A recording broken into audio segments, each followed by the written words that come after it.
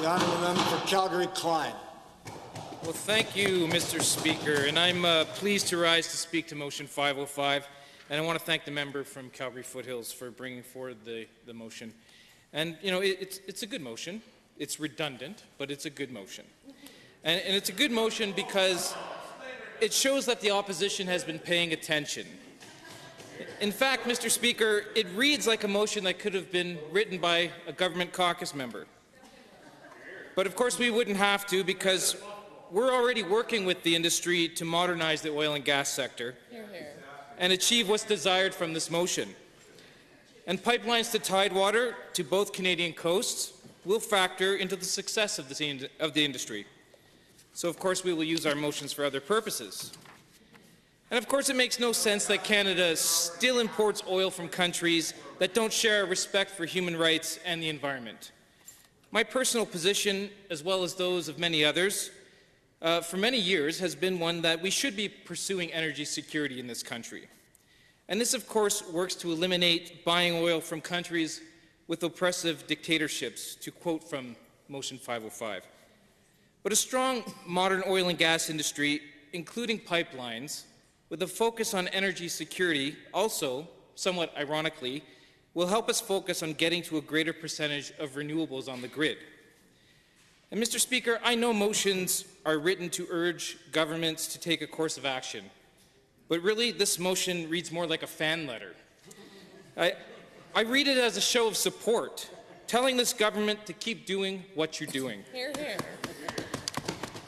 As such, I can support this motion in principle because it's really just a show of support for what the government's already doing. I know the member isn't used to seeing a government take action, because the previous government ran the province like it was on autopilot for 30 years. So maybe he missed the fact that his motion is redundant. But I guess it can be said, Mr. Speaker, that I'm glad that it is this government receiving this motion and working towards the objectives of this motion. Because rest assured, Mr. Speaker, there is no chance that the opposition has the understanding to navigate the 21st century relationship between government and industry, not only in this country, but around the world. Maybe that's why they're putting forth this motion, because they know that we have an understanding of how the modern world is looking at the oil and gas industry. I'm going to say it's unfortunate and unhelpful to Albertans and the economy, Mr. Speaker, that all I see from the opposition are positions that impede any success of what the opposition is proposing in its own motion. And as I said, I support this motion in principle, but I'd almost like to see this motion come with a caveat or a promise from the opposition, something that says the opposition will not support ideologies and positions that are detrimental to the success of getting pipelines approved and built. Hear, hear. So, Mr. Speaker, while this government is implementing a Made in Alberta climate leadership plan that saw the province get 2 pipelines approved, the opposition rails against the climate leadership plan, preferring that a climate plan be imposed on us. And have members... They're completely out of touch with where the modern industry is heading, Mr. Speaker. And on this side of the House, we believe that a strong economy and a clean environment go hand in hand. And that is exactly how we secured 2 new pipelines. Pipelines that support Albertan jobs and investment. Pipelines that support a strong, diversified economy.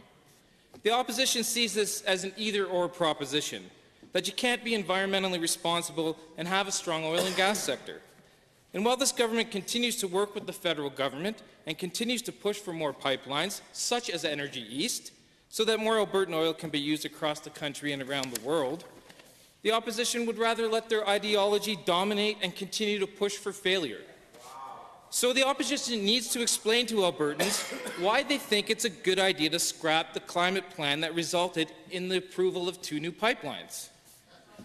And let's be clear, Mr. Speaker, collaborating with the federal government is vital to ensure that pipelines are built. And I don't think the opposition understands that. Nor have they demonstrated that they have the diplomatic skills to work collaboratively with the federal government or any world government.